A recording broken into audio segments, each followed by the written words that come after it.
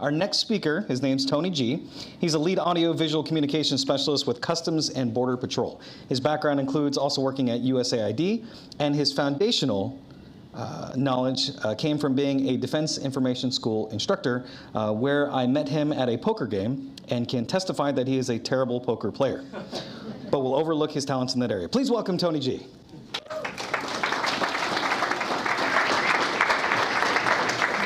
Let me know if this is good. All right, that's good. All right, good morning, everyone. Good morning. Everybody excited? Ready? Who flew in late? Anybody sleepy still? There, we got one over there.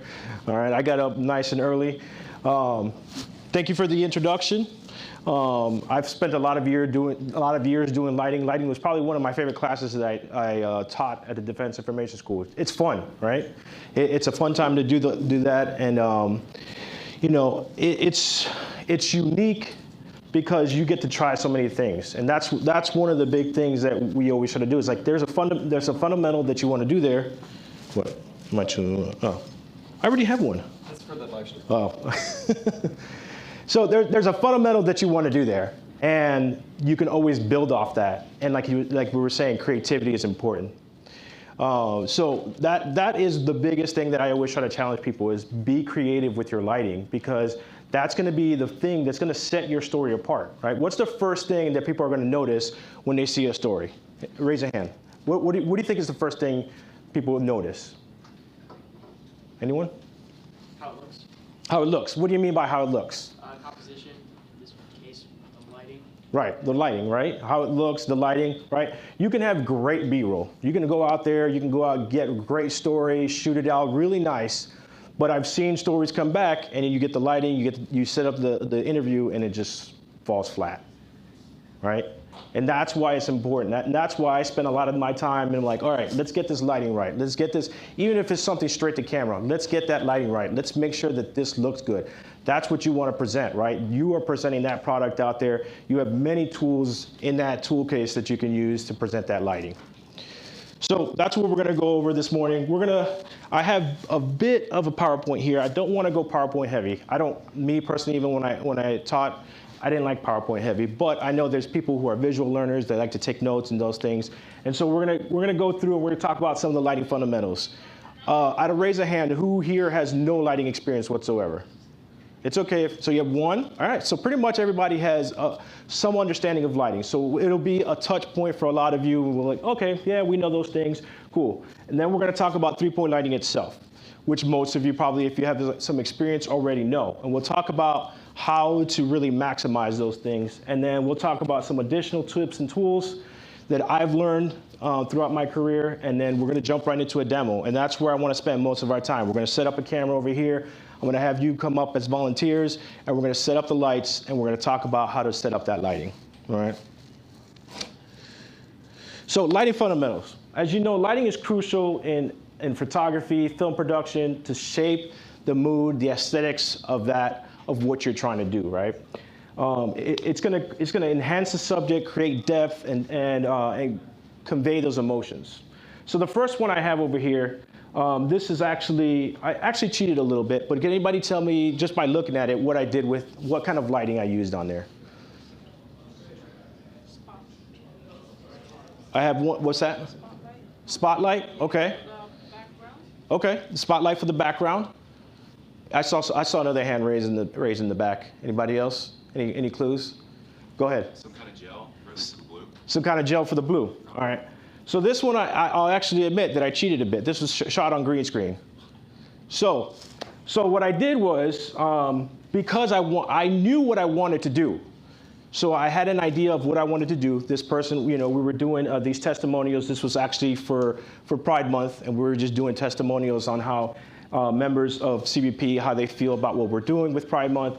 And it was just straight to camera, but I knew that I wanted to put a spotlight behind them. So I shot this with green screen. I gave them pretty even lighting because I knew that if I put a fake, all I did was put a silhouette and post on there.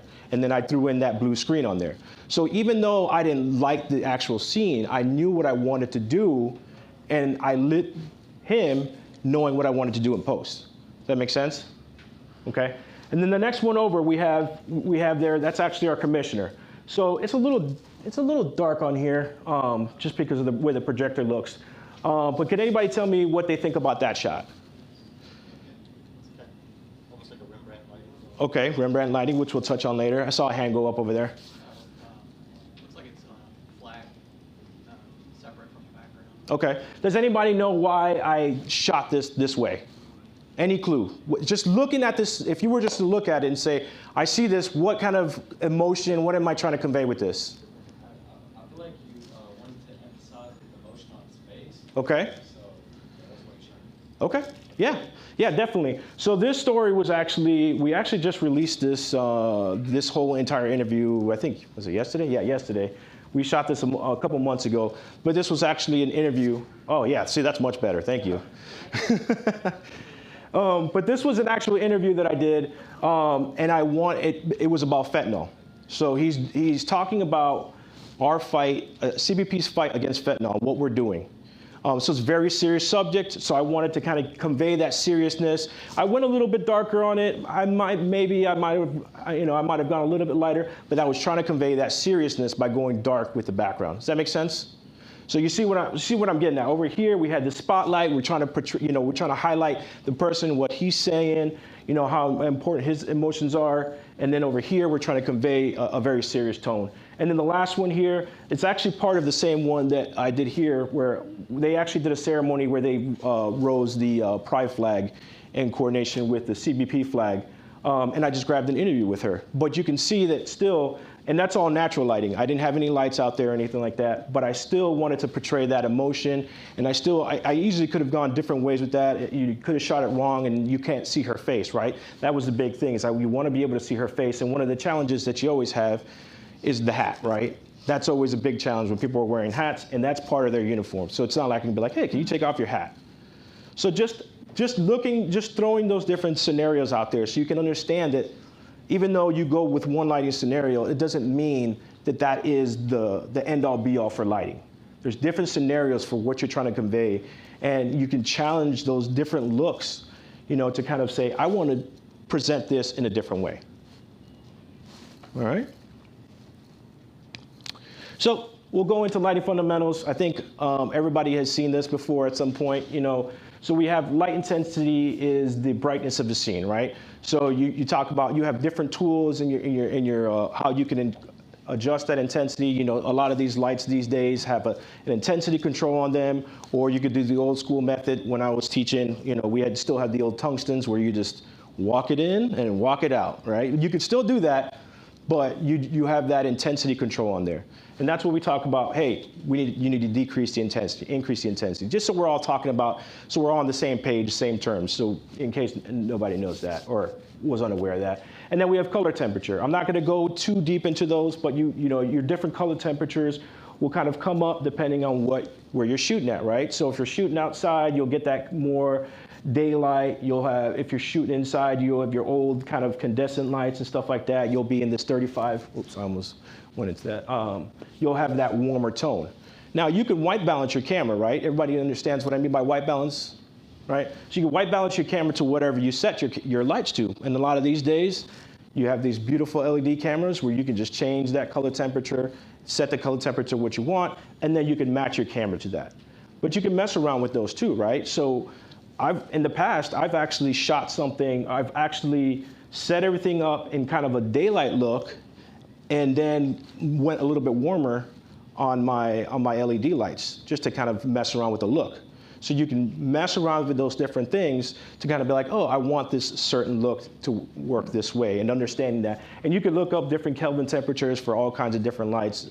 We don't have to go into detail about that, but just know that whenever you want to match those lighting and look at all that stuff, you're looking at Kelvin. Any questions so far? All right. A little bit more about fundamentals.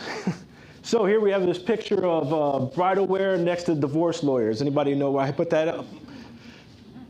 Anybody? Any guess? No? All right. So I guess I'll give it to you. Location, location, location. All right. It's all about location when you're talking about your lighting, right? Can you always control your location? No. I see a couple of no's. No's. No. I say for the most part, you can. Yeah, I'm stuck in this room, right? But does that mean that I have to shoot over here in this corner? Does that mean I have to put somebody up on a wall? Yeah, I'm confined to this room, but let me look at where I can make the most out of this scene, right? And where I can place my lights. And also, what else should I avoid when I'm talking about lighting? Anybody? What are the big things to kind of avoid, if you can? Direct sunlight. Direct sunlight, right? Are your lights powerful?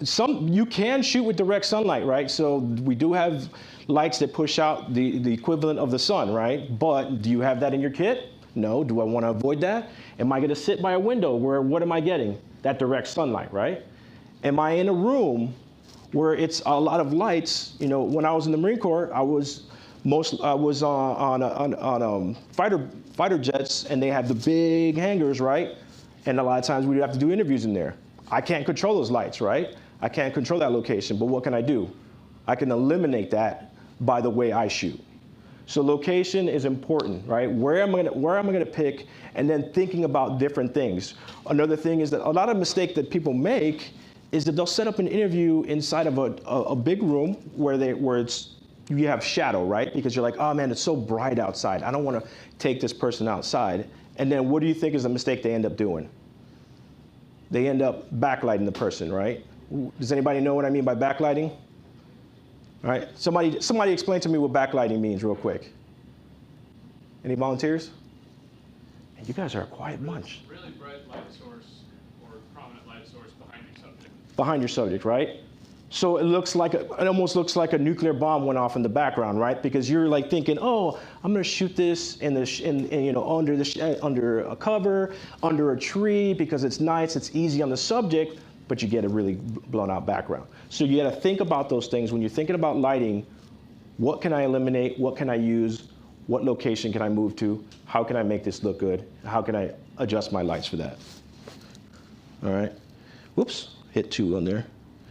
So the big thing that I learned, I don't know how long ago I learned that, but is lighting for your background. Honestly, most of the time now when I'm setting up my lights, a lot of people will go like, oh, I want this location, I'm gonna set up my lights and I'm gonna set up for the subject and do all this. I'm the opposite now. I kind of just set up for my background. I look at my background mainly because I know what kind of composition I want, right? Like I want this to be in the background, I want this to kind of stand out. And then I light for my background, right? So here's what we were talking about just now, where you have this person over here. He seems exposed pretty well, right? But then you get the blown out background, right? So what you can do is actually light for your background. And what I mean is, I'm going to set the exposure of my camera to my background, right? So I'm gonna get proper exposure. But what happens, right? If we have a blown out background like this, what ends up happening with our subject? Your subject's underexposed, right? So you're like, oh, how do I fix that? You know, oh, I need to adjust my lights to that. Because what a lot of people will do is, oh, I'm gonna shoot by this, I'm gonna set my lights up, he's exposed correctly, I'm not really focusing on the background, right? So you set your exposure, then you adjust your lights. Right? So how much intensity do you actually think you need for this or on that side? Not much, right? Very, very little intensity. Right? So either you're moving in the lights or moving them away, or you're just lowering the intensity of your lights. So you're setting to your background. Now, part of this scene, this guy actually has, and if you have it, is nice, is some ND filter that they actually put over the window. Actually, if you look over here, I think they have some on these windows right here. Yeah, you can see it chipping off over here. So that's nice. If you have that in your kit, and you could be like, oh, cool, let me just throw an ND filter over the back of that, right? Is anybody here sports fans? No? Yeah? So you know, like, they do the sports at, like college football, they'll do it out there, and they'll be set up, and you're like, man, how do they get the exposure for the people on set and the people in the background? Any clue? Any ideas? Right, so they expose, but sometimes they'll actually put it's not an ND, it looks like a netting, right, behind the set. So it's actually hanging over the back, so it knocks down, it acts like an ND filter, and it knocks that intensity down. So there's a lot of tools and tricks that you have that is not just the light itself, but other things that you can use to say, okay, how can I expose for this? I don't want that blown out background. I want to expose and make that look nice, right? Any questions so far? All right. So light for your situation, what you have around you. So these a couple more examples. So this story I did over at the Port of Baltimore. It was kind of a run and gun story because I kind of had to go that day and be like, okay, I can't bring any lights. These guys are actually inspecting. So behind the story of this, these guys are actually inspecting for stolen vehicles. So that's why I kind of have this guy over here. But light for the situation which you have around you. So the first one we'll talk about here is this guy actually had, so over the top, we had a bunch of pod lights. So what's the common mistake people make with pod lights? Like these lights right here. They'll put them directly under the pod light, and what do you get? Harsh shadows, right? So you got to think about those things. Like, okay, so I actually sat around and be like, okay, let me see where the best light, and they actually had that lit up for me, really nice. It wasn't for me. They were just inspecting the vehicle, and I was like, oh, look at that. They have that lit up for me over there. And then I just moved him in accordance to where that light was, and I used that light that was around me. I didn't even have a camera-mounted light that I was going to put on that day because he was busy, and I literally grabbed him and I was like, hey, let's get an interview, and we were moving on to the next location. So using what's around you, right? Had I had somebody there, I was by myself that day, had I had somebody there, we probably could put a couple lights, maybe reflector, maybe something like that, made it a little bit better. But you can see that I still was able to expose and get everything I needed. Now the guy on the other side, kind of the same thing, right? I was out there, we were getting the shot, we're like, okay, how can I get this shot? Now, does anybody know why I composed this shot this way? What's that? It's real bright out. Yeah, it was real bright out there, right? So I could have flipped him around, right? So he was facing the sun more. But what you're going to get when he's facing the sun more?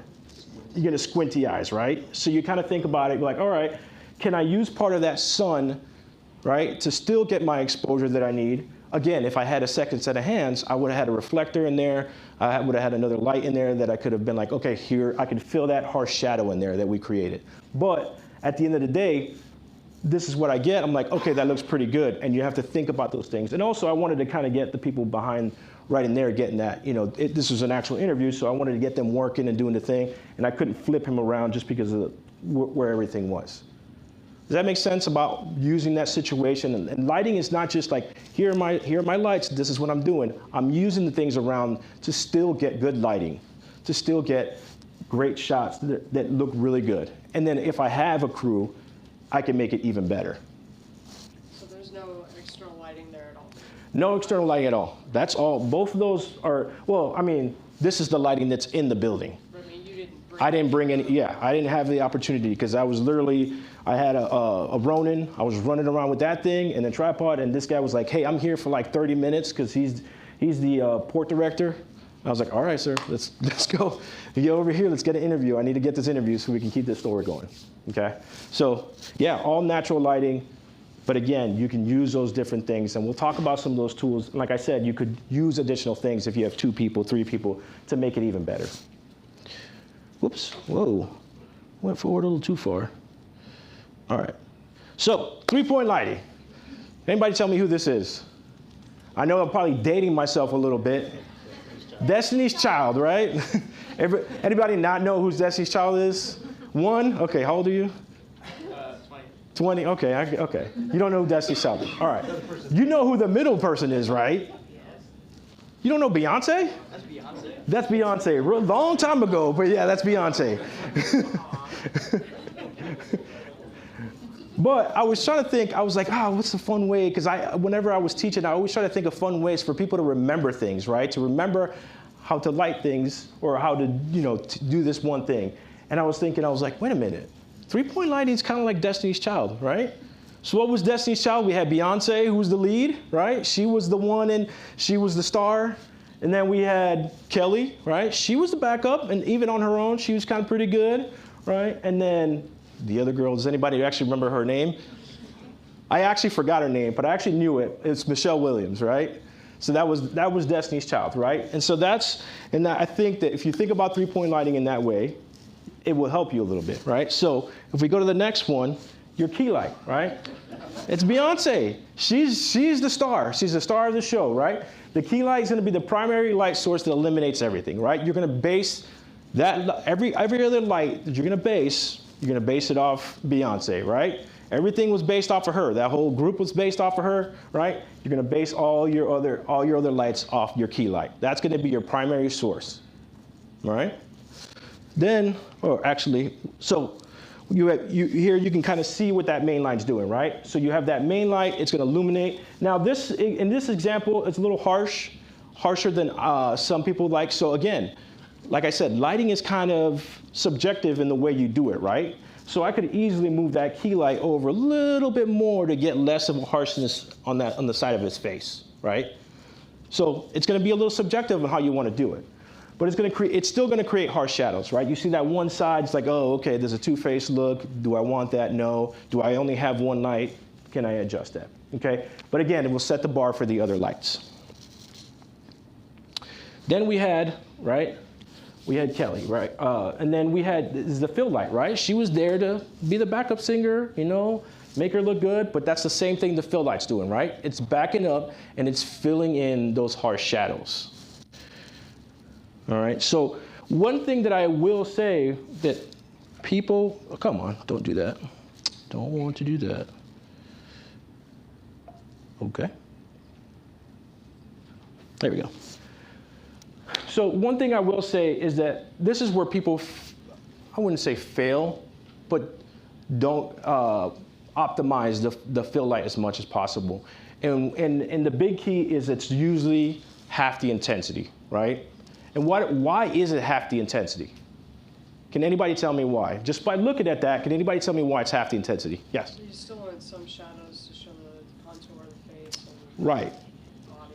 So the big thing with lighting is that if you have really flat lighting, it's not really going to be that good looking, right? You still need shadows. No matter where we walk around, no matter what you see, the sun is going to cast shadows. It's going to look natural when you have certain shadows on your face. Now, you do want to get rid of the harsh shadows, right? Like now we can see the other side of his face, but you still want to fill in some of those harsh shadows, but keep that, because that's going to create that depth and dimension that you want in your imagery, right? And we'll talk a little bit more about that when we talk about that. And then finally, we have Michelle, right?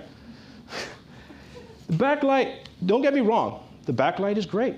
Michelle was okay on her own, but the backlight is going to help separate your subject from your background, right? And it's going to create that three-dimensional effect that you have, right? But do you always need a backlight? No, right? You can use other things to kind of create a backlight. Oftentimes, depending on who it is, me, for example, if you have a bald person, I'm not putting a backlight on that person because it just blasts their head, right? You just have I've tried even like the smallest intensity, it's just too much reflectiveness, right? Now you have somebody with hair, nice fluff, you know, you kind of put it on there, it's a nice depth, it creates a nice thing. And sometimes you can get away with putting it on the shoulders, you know, or you can use a kicker light and different things like that. But a backlight, again, it's still an important part of this process. It still made that team, but you can kind of live without her, right? You can kind of live without it if you need to. Any questions on either one of those? All right, we're still doing pretty decent on time. All right. So here's that example again. And you can see on this example, I personally don't like it as much, but you can see where they put that backlight more to the side of his face. I don't prefer that myself, but you can kind of see, in this example, I liked it because you can clearly see that backlight there, right? Some people like doing that. I personally don't. And they kind of hit the chair a little bit, which kind of separated them. And you can see where it is a different color. So again, it comes down to kind of aesthetics and how you're doing things, right? Like, is that technically wrong? No. It's separating your subject. It's doing it. It's about what you like and what you want to portray in your image. Okay. So that comes down to some other tips and tools. We're getting near the end so we can get to the demo part. So here's what I think would be the ideal three-point lighting, right? You have You have your good key light. You have your fill lights. It's not getting rid of all the shadows. We have a nice backlight. Some people like to call it a hair light, but you got to have hair for it, you know. And then, but we also have. Does anybody else know what other light I have there? Anybody see any other light in there? Light in the background flash. Yep, I heard it over here. We have the light in the background, right? So people often forget about light in the background. Giving you a nice little, sometimes you can just throw on like a color gel. You could throw on a nice, I think we just had like a regular light going on that one. I think I tried some gels on that one. I just didn't like the way it looked with the books and everything. But we just threw a light. It's off to the back behind him, pushing up this way. You can kind of see it right, I don't want, right over here. You can see it right in there, right? And it just gives the background a little bit of pop, but it also gives the scene a little bit more, okay? So I heard somebody raise their hand earlier or say something about Rembrandt. Who was that? Was that you? All right, we'll let somebody else go. Anybody know what I mean by what Rembrandt is? I see somebody pantomiming a bit. I think you're talking about where you're going for that little triangle highlight effect on the shadowed side or the fill side. Right. Yep. It's exactly what that is. So you can see it here. It's a little softer here. I had a little bit more on the one with the commissioner, but you can see a little bit of that triangle come in right in here, right? We can go back a little bit and you can see it if we need to, but Rembrandt lighting comes from the artist Rembrandt. And he always had basically a triangle light right underneath the other cheek. And so the way you achieve that, and I'll show you how to get that, it's real easy because all you have to do when you have the fill light, the nose is actually the one that creates that line right across your face. And then you start to create that triangle, okay? Again, it's not anything that has to happen, right? If you don't want to do Rembrandt lighting in your lighting, you just want a different look, that's fine. A lot of people do like Rembrandt lighting. I like it for certain scenarios. If we go back to the portrait of the guy, just this, straight lighting, it's pretty much even lighting with some shadows, but different scenarios call for different things. Diffuse lighting. Most of the time, I would say, I don't think I see anybody using straight lights these days. Unless you want it for a certain reason, a lot of people like diffuse lighting. It's a softer look, right? So what does that mean by diffuse lighting? Anybody? Right here. It's just where you're going to bounce the light. You're either going to bounce it or you're just going to kind of make it not quite so harsh. So either throw it through like a softbox or some sort of Right. scrim and then, or bounce it off of something and have it redirect back. Right, and I have some material over here I'll show you, but yeah, that's exactly right. You have some material where you're bouncing the light or you're going through a material to diffuse that light and make it softer. Because when you have harsh lights or straight lights, what do you see on a person's face? Wrinkles, right? If they're older, they get wrinkles. Yeah, I don't want to see it on my face. Blemishes, anything like that. So that soft, diffused lighting gives you a much nicer look, right? And there's plenty of ways you can do that. You have soft boxes. These LED lights actually have a screen that goes in front of it for some diffused lighting. I brought some Roscoe paper over here. That's just paper. You can use paper clips to put on there. I've used tissues in the past, when I'm like, you can find any way to find diffused lighting. You could bounce the light. So when you bounce the light, it actually diffuses a lot of that light and gives you a softer look that's more, a little easier on your subject, right? And then we talked about the background light, right? We talked about you can use any light to use as a background light. I mean, I've seen people use like flashlights, whatever it is. If you're out there running and gunning, you don't have a complete kit. I was in the Marine Corps, we barely had any money to do anything. So a lot of time we had to just be like, all right, let me just borrow this thing and use this thing to kind of put something together, right? But if you have a full kit, background light is just gonna add that dimension for you that's gonna make it look a little bit nicer. And then you have other tools. We have ND gel, we talked about putting it on the windows. You have ND filters on your cameras, right? So sometimes if it's too bright in the back or I can't control the lighting, I'll throw the ND on there and adjust that way, all right? You have reflectors, which again, those are a little bit harder, right? You're gonna have to have somebody there with a reflector, the person's moving, but hey, if you're out in a situation where you're getting that right there, then you're gonna use that reflector. And then we even have foam boards, right, that you can buy. I've made deflectors just with a foam board. Just cut it down the middle, make a little V shape. You can use that, bounce that, and it's perfect. Okay, so just thinking about all those tools and tricks in the trade that you can learn, and a lot of people here have a lot of those tricks. Like, hey, when I did this, we used to do this thing. And it's about learning those things to get to that point where you have that good lighting, right? And have that make your story stand out. All right, and that's pretty much it. And that gives us about a good 20 minutes to get into the demo. So actually, for the time being, can we hit the lights real quick so we can start setting up the lights?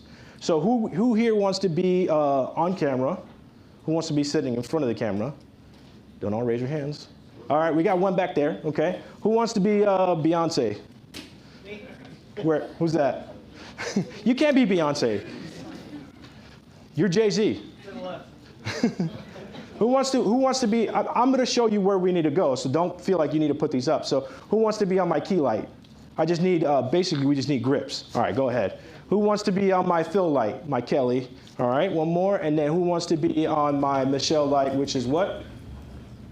Backlight. Who wants to be on backlight? All right, back there. All right, come on up. So we said, okay, so let's set the subject right here. So can we use your chair? Yep, perfect. Oh, and actually, I needed one more person. Who here feels comfortable enough to be a camera operator? Won't be anything heavy. All right, come on over. So here's your camera right over here. All right. So we're going to set, probably the easiest way, we're going to set our subject right here, right?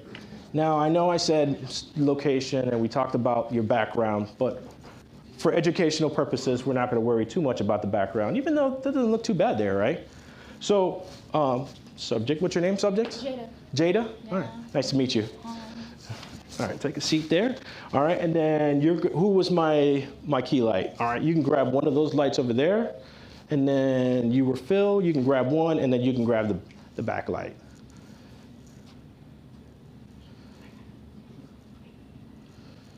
So which light are we setting up first?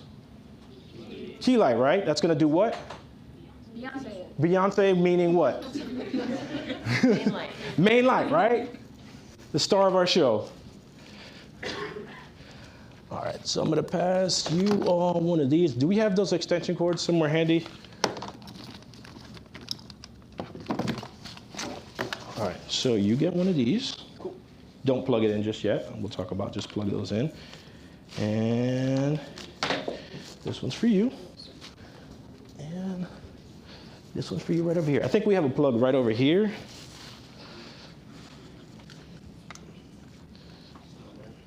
All right.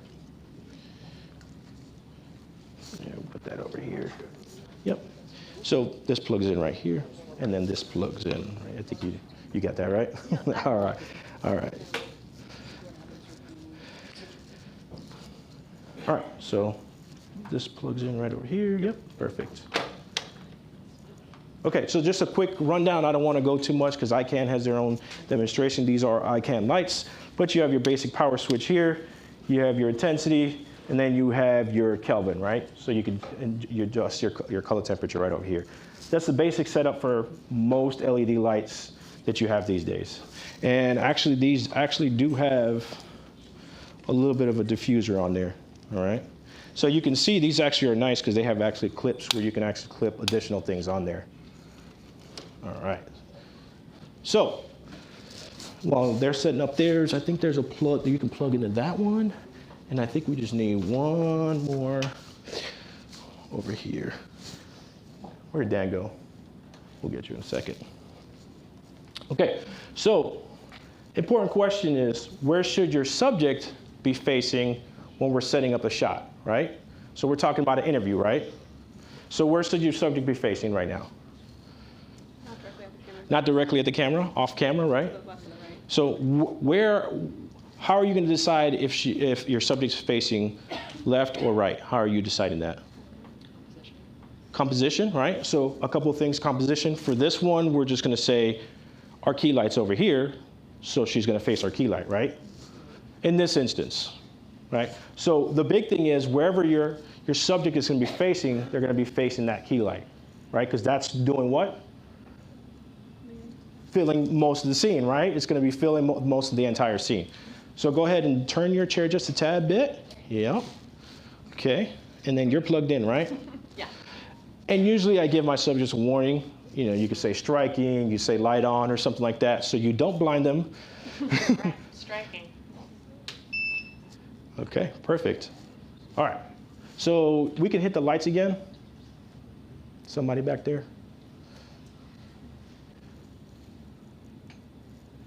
We'll wait till the lights come. Oh, there they are. Oh, thank you. There we go. Okay. So that's looking, how's that looking right now? So first, let's fix the composition a little bit so we get her on. Yep, there you go. So how's that looking? Flat? Too much? What's going on with it? Flat. Flat. Why? What do we need to fix? Even lighting on both sides. Even lighting on both sides, right? Right, so what are we looking to do? Change your angle. Change your angle doing what? What can you do? What options do you have? Off center. You can move her, move the light, right? Do we have space to move the light? We could try moving the light over, right? What intensity are you at right now? Great question. 79%. 79%? Yeah, so we can definitely probably bring that down a lot, right? Yeah. So let's bring that down and see what happens. Okay, a little better. That's 40%. That's 40%, right? All right, so we can live with that for right now, right? We can still make adjustments. So actually, I still want to adjust her, right? Because I think like we're still almost a little too even, right? You see it? You see right over here? If you can look straight ahead, sorry, I'll let you look in a second. But you can see where we're still getting some over here, right? And this is where I talk about, you can kind of see that Rembrandt coming over right here with the side of her nose, right? So what we can do is, if we can't move that over, what can we do? Bring her over here, right? So just bring her over, keep coming, keep coming, keep coming, right about there. Maybe not so harsh, we'll turn back a little bit towards, yep, right there, okay. There we go. And then we can still kind of move this over. And then you also have the flags on there that'll kind of, you can close some of those. So we'll come over here. And what I would do is I would bring this way over here a little bit more. Yeah, okay. So we're not gonna, based on the room, we might not be able to get that Rembrandt just because we can't get the angle to come over here, right? But we can always scoot her forward and still move her over here. We're not gonna focus on that right now because we wanna still keep going, right? So what's the next light you think you need to put on? Your fill light, right? So we're actually gonna need you to unplug and come over here, right? Because where's the fill gonna do? Fill the shadow. So we actually need you to come right over here, and I think we have another. You can plug into that right out, into that outlet right there. Right. Yep.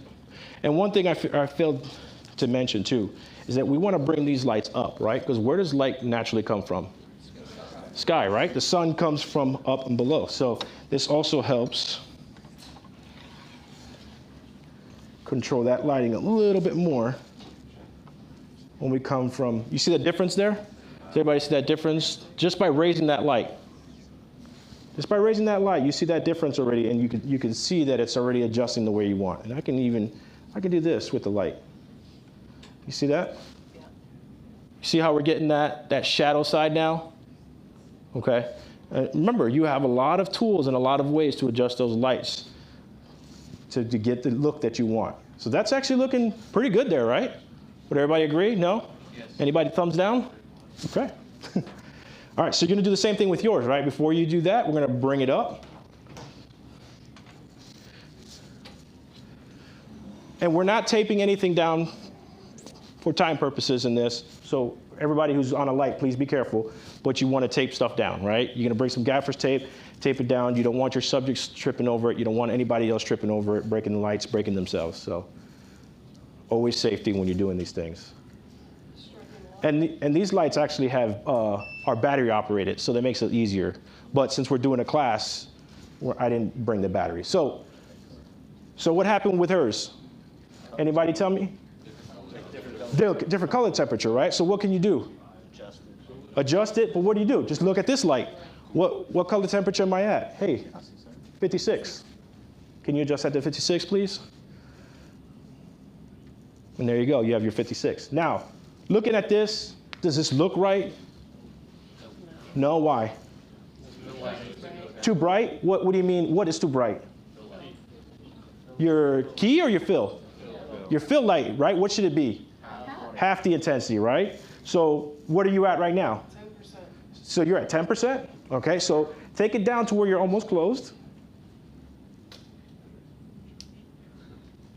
So, or, I mean, not close the barn door. Sorry, take it take the intensity down to where I think it'll go down to like almost 1%. It is nothing's happening.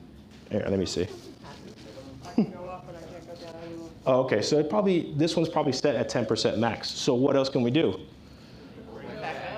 What's that?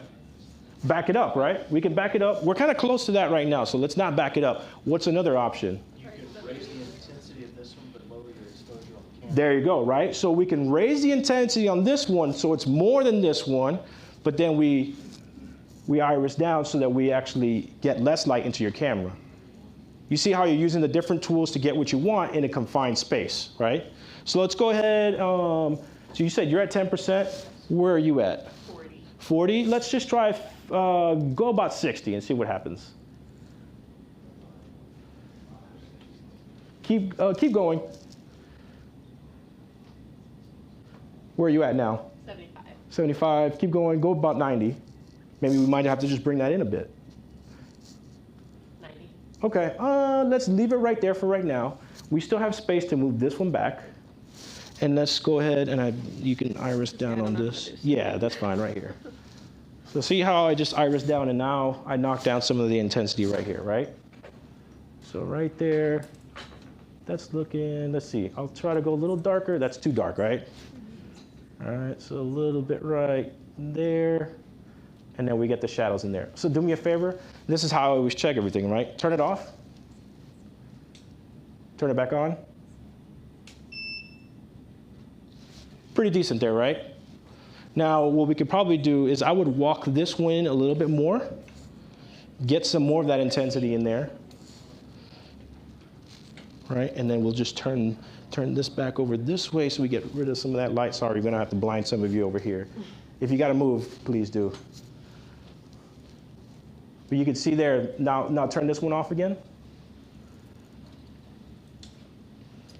Right? So we still have our harsh shadow. You can see that Rembrandt's starting to come in a little bit more right here. So a lot of times what you have to do is come right here over to the side, almost directly to the side of that person. You can see that triangle coming right over here. Okay? Does that make sense? And then you start to create that triangle right there if you want to go for that Rembrandt lighting, right? I see you. Thank you. That was my 5-minute warning. And then finally we have our, you could turn that one back on. We have backlight, right? So where's our backlight going to go? Back, but where in relation to where everything's going? Opposite of key, right? Because you're going this way. So go ahead and go like almost to the side of her right over there. And sometimes that might be difficult. For this, it'll probably be in the shot just because we would tighten up the shot a little bit more, but just for time's sake. All right, now what I do with this one is I jack that one way up and come down. Because what ends up happening is a couple things. If it's right across, you start to get lens flare into your camera, right? Or you start to see those white spots into your camera. But also, if you are too low and you're trying to angle it just on their shoulders or on their head, you start to get a lot of spill over in the front, and light is additive, right? So you're gonna start to get really, really hot spots, right? So go ahead and turn it on. So what's wrong with this one? Color balance, right? So what do we need to be at? 56, right? You could lower it and then. Yeah, 5600, yep. Okay. That actually, intensity-wise, doesn't look too bad to me. What do you guys think? Would you lower the intensity? What do you got right now? 34. 34? No, that's color tip. No. Oh, 34%. You're right. So let's take it down to about 10. See what happens. Too much, right? No, in this case, I may not close the barn door. What I will do is move it over a little bit more. But Go back up to like about 20%. Right there. I think that looks pretty good for her, right? Her hair's dark. We're getting that separation from the background that we want. It's a little too much on this side. I would move it over just to get a little bit more on that shoulder. But as far as 3-point lighting, this is what I'm looking for, right? Okay. And again, we talked about a lot of things. I could teach this for 4 hours or so if you let me. They only gave me a 1-minute warning.